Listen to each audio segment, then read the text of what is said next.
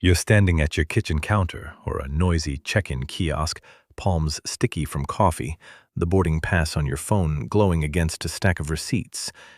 You can feel your stomach tighten thinking about the line at the gate, the staff asking you to check a bag, and that surprised charge showing up on your card.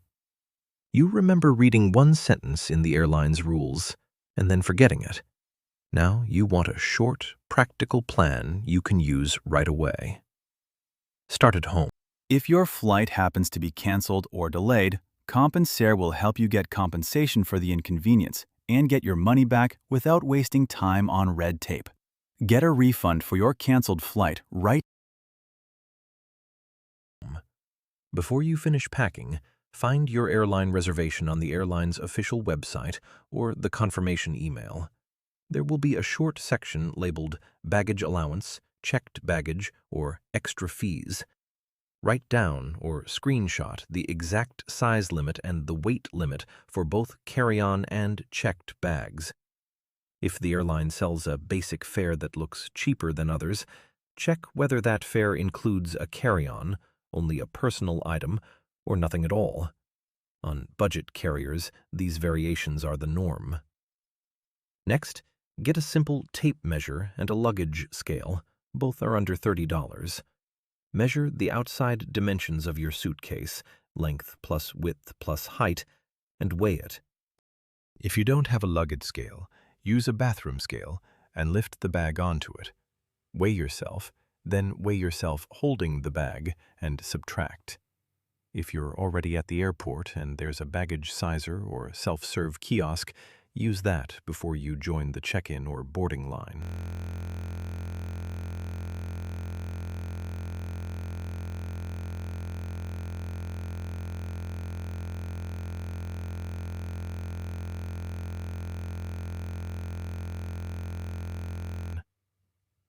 When you buy or choose your fare, look specifically at 3 items: whether carry-on is included, the size limits for carry-on and personal items, and the prepay price for checked bags.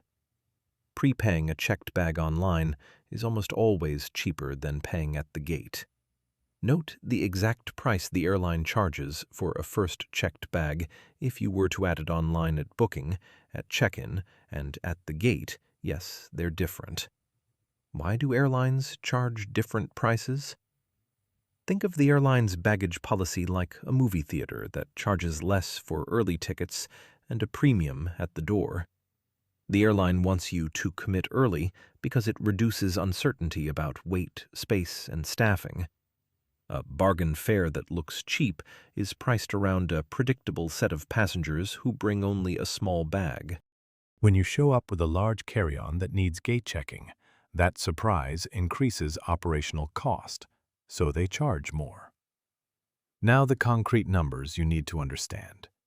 For most North American and European budget carriers, a basic fare that doesn't include a checked bag will charge between $25 and $60 for the first checked bag if pre-booked online, $35 to $90 at the airport check-in desk, and $50 to $150 at the gate. Carry-on allowances vary. Many budget airlines limit the free item to a small personal bag about 40 by 30 by 20 centimeters and charge $20, $80 to bring a full-size carry-on. The missed flight risk from trying to repack at the gate is real.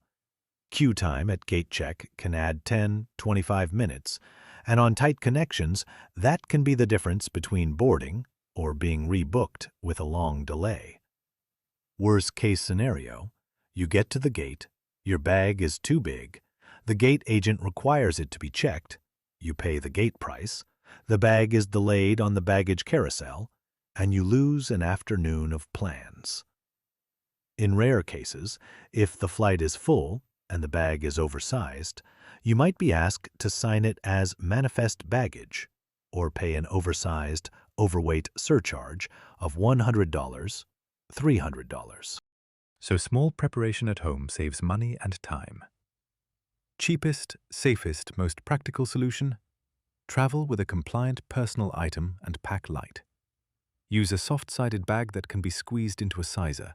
Pack only essentials and put heavy items in your wearable clothing, boots, coat. If you need more than a personal item, prepay a checked bag online during booking, or at least 24 hours before departure. This typically saves 30 to 60% versus airport or gate prices.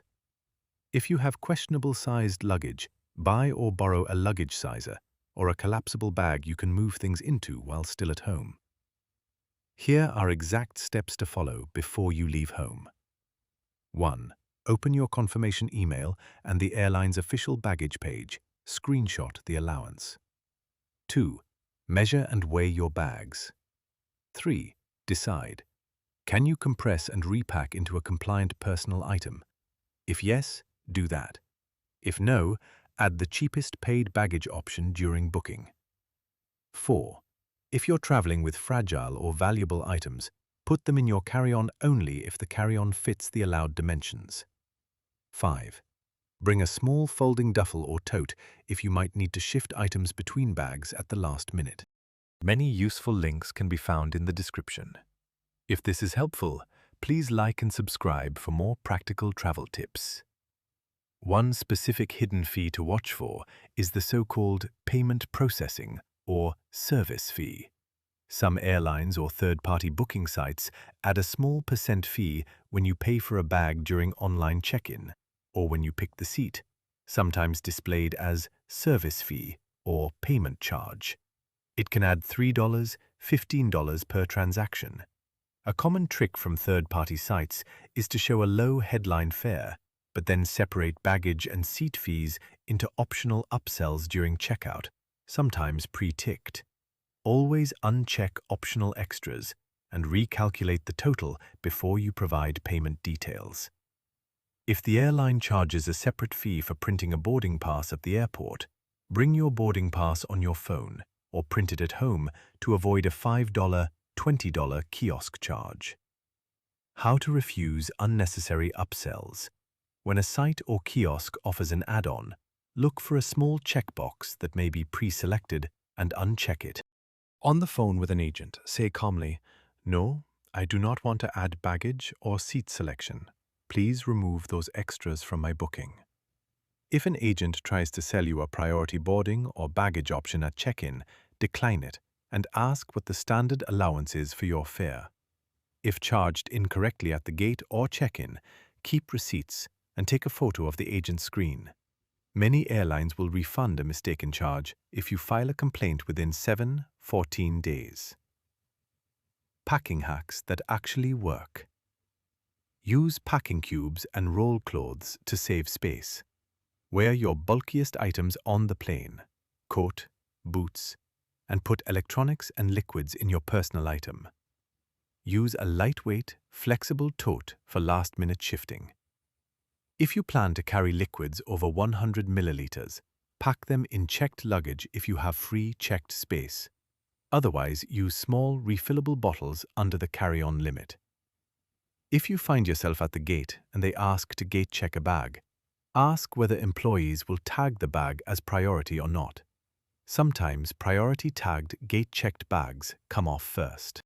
If your bag is delayed, claim at the airline's bag desk and keep receipts for essentials.